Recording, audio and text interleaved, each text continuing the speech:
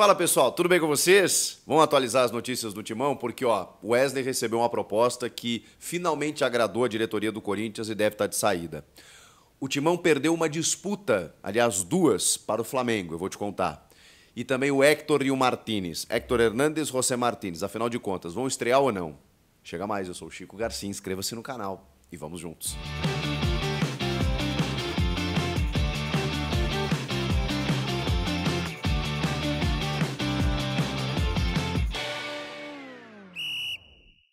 Já pensou em assistir a final da Liberta em Buenos Aires com tudo pago? Promoção da IO, passaporte para a glória. Você só precisa clicar no link que está aqui na descrição, apertar em participar e depositar R$ 25. Depois você aposta esses R$ 25 ou mais, pelo menos R$ 25, em qualquer mercado do futebol com odds acima de 1,50. Pronto, você já está participando. A promoção é válida até o dia 31 de outubro. Buenos Aires, final da Liberta, você lá, com tudo pago, passaporte para a glória. Não deixe de participar e chamar a galera. Bora, vem pra eu. Bora se inscrever no canal? Se você já se inscreveu, meu muito obrigado. A gente já passou de 1 milhão de inscritos aqui. Se você ainda não se inscreveu, é meu único pedido para você. Vamos falar do Wesley, que quando surgiu, o Corinthians queria lá 25 milhões de euros pelo moleque, pelo jogador. Ele tem uma idade precoce, né? Ele tem 19 anos, isso facilita no mercado da bola. Quando a janela está aberta, seria natural, né? Quando a janela abriu, seria natural que as propostas chegassem. E nunca chegou num nível interessante, né? O Corinthians queria 25 milhões de euros, mas os valores eram muito inferiores. E aí teve uma sondagem aqui e ali do futebol inglês, do West Ham, do Fenerbahçe da Turquia e tal, mas nunca chegava nos valores que o Corinthians gostaria. De repente vem a Arábia Saudita, os caras têm muita grana lá, e o Al Nassr, clube de Cristiano Ronaldo, fez uma proposta de 20 milhões de dólares ou próximo disso, e aí a gente está falando de 110 milhões de reais. O Wesley é muito jovem, né? Ele tem 19 anos, isso facilita no mercado da bola, inclusive na Arábia Saudita, né? Eles têm uma diretriz lá de jogadores estrangeiros até 21 anos e o Wesley se encaixa nessas características do jogador que eles procuram. Vocês sabem que o fundo saudita, né, ele organiza ali, né, ele bota dinheiro nos grandes clubes lá e, cara, dinheiro para eles não é problema. Então, quando a gente fala de 20 milhões de dólares para um jogador como o Wesley, poxa, dava para conseguir mais para um outro mercado? Talvez não. Talvez não, porque o Wesley, na verdade, nos últimos tempos, não aconteceu da maneira como a gente imaginava. Ele surgiu muito bem, talvez aquele jogo contra o Fluminense, né, aquele 3-0, lá no primeiro turno, em que ele faz um gol deixando dois jogadores sentados, né, um deles o Felipe Melo, tenha sido o auge, o ápice, né, da carreira do Wesley no Corinthians, mas dali para adiante ele não decolou. O time ali ainda era comandado pelo Antônio Oliveira, né? Depois chega o Ramon Dias e o Ramon, assim, não é que descarta o Wesley, né? Mas o Ramon começou a priorizar outras coisas e não dá para questionar, porque o Wesley, quando entra, ele não tem tomado as melhores decisões, ele está sem confiança e internamente, né, nos bastidores, a gente já tem informação de que ele pediu para ser negociado. Não sei se pelo fato de não estar sendo utilizado tanto assim, de querer a sua independência financeira, e isso é direito de cada um, mas ele realmente não tinha mais aspirações dentro do Corinthians, mesmo tão jovem. Então o Corinthians entendeu que ele era uma moeda de troca, ele era um jogador vendável nessa janela, ele era uma mercadoria, né, com o perdão da expressão, né, um produto a ser negociado nessa janela de transferências, mas precisava de um valor correspondente, né? O Augusto Melo tratou como uma bandeira de campanha, né? Nossa base não vai ser rifada, os jogadores não vão ser vendidos aqui por um pastel e um refrigerante.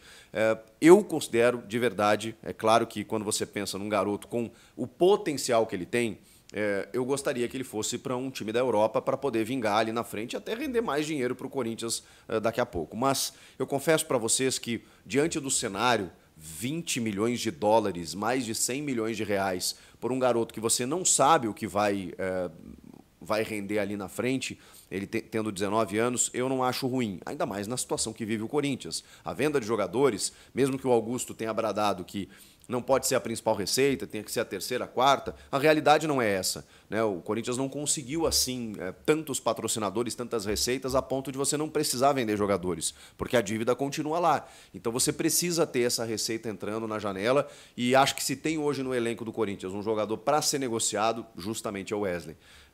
Tudo bem, tem o Biro aí, que tem proposta do futebol do Marrocos, que também é outro que não conseguiu despontar. Mas é uma pena porque assim, o Corinthians tem alguns bons valores da base. E esses valores eles acabaram ou naufragando com o time numa fase ruim, ou quando agora o time começou a melhorar, foi muito por conta da chegada dos reforços, né? E aí você tem que priorizar isso. Você tem que priorizar jogadores mais cascudos para tirar o time de uma situação difícil, que é o que o Ramon está fazendo. E aí o jovem não tem tanto espaço. Enfim, é uma situação, um contexto muito mais amplo, mais complexo, mas eu quero perguntar para você, né, se você acha que o Wesley está bem vendido por 20 milhões de dólares, não está concretizado, não está oficializado ainda, mas está bem encaminhado por tudo que a gente já ouviu aí do Wesley para jogar no Al Nassr, ser parceiro de Cristiano Ronaldo. Olha que loucura. Gente, vamos falar de outros jogadores que o Corinthians tentou na janela e que, vejam só, acabou perdendo a concorrência para o Flamengo. Não tem como competir com o Flamengo hoje. O Flamengo é o único clube do Brasil que pode, nem o Palmeiras tem essa capacidade. O Flamengo pode despender 20 milhões de euros, 25 milhões de euros para contratar um jogador que poderia estar na Europa. Fez isso com o Gerson recentemente, pagou 100 milhões lá atrás pelo Gabigol para adquirir o jogador por 5 anos. É um clube com recursos europeus aqui no Brasil. Então não tem como competir em termos financeiros, a menos que o cara, não, eu quero jogar no Corinthians. E é com isso, com esse poderio financeiro e também por conta de muitas lesões que o elenco tem sofrido nos últimos tempos, aí, e a gente sabe o quanto o Flamengo precisa, até pelo investimento, disputar os principais títulos e vencer, os caras foram lá e buscaram um Gonçalo Plata, que era o jogador equatoriano que o Corinthians estava tentando junto ao Al Sadd. A negociação estava muito difícil, o Al Sadd começou a pedir, né? Não, eu quero 8 milhões, 10 milhões, não, 12 milhões de euros, e aí o Corinthians se retirou do negócio. Quem vai pagar isso, quem vai acertar com o Al Sadd é justamente o Flamengo, que está praticamente encaminhando a contratação de Gonçalo Plata, jogador equatoriano, de 23 anos, um ponta canhoto pelo lado direito. E o outro jogador aí pelo lado esquerdo, né? E o Flamengo teve lesões aí, Cebolinha, o Pedro, o Gabigol, né? Jogadores que desfalcaram o time nos últimos tempos, o Cebolinha vai ficar até mais tempo parado. Michael. O Michael, que chegou a pedir aí perto de 3 milhões de reais por mês para jogar no Corinthians, para jogar no Brasil. O Grêmio tentou, se retirou. O Corinthians negociou até onde pôde, mas não conseguiu. O Flamengo foi lá e fichou. E o robozinho, inclusive, já foi apresentado pelo Flamengo.